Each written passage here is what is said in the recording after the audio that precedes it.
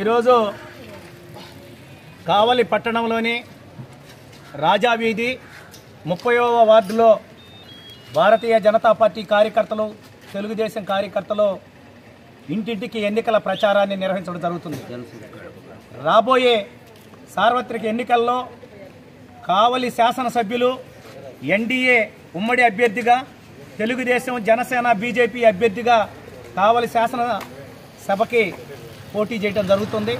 ఈ సందర్భంగా మేము ఇంటింటికి తిరిగి, గడప గడపకి తిరిగి ఈ యొక్క కావలి అసెంబ్లీ స్థానాన్ని గెలిపించాలని, అలాగనే నెల్లూరు పార్లమెంటు ఎన్డీఏ అభ్యర్థి వేమిరెడ్డి ప్రభాకర్ రెడ్డి గారిని గెలిపించాలని చెప్పి ప్రతి ఇంటికి కూడా తిరిగి పాంప్లెట్లు ఇచ్చి తెలియజేయడం జరుగుతుంది.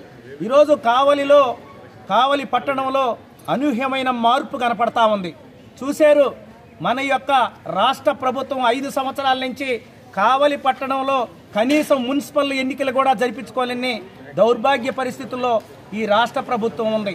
కాబట్టి ఎక్కడేసిన గొంగళ్ళు అక్కడే 10 సంవత్సరాల నుంచి ఈ యొక్క కావలి టౌన్లో ఎలాంటి అభివృద్ధి కనపడలేదు.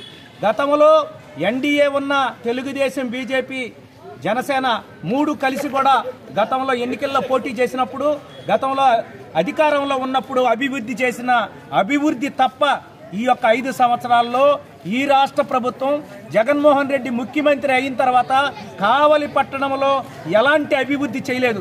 ఇది ప్రతి ఒక్క వ్యక్తిలో ఉంది, ఎక్కడా కూడా బయటపడలేదు. కాబట్టి అందరూ కూడా ఆలోచిస్తున్నారు, మార్పు కోరుకుంటున్నారు. కాబట్టి ఈ యొక్క కావలి శాసనసభ్యత్వానికి సంబంధించిన ఎమ్మెల్యేగా కావ్య కృష్ణారెడ్డి గారిని గెలిపించాలని చెప్పి ప్రతి ఒక్కరు చాలా పట్టుదలగా ఉన్నారు.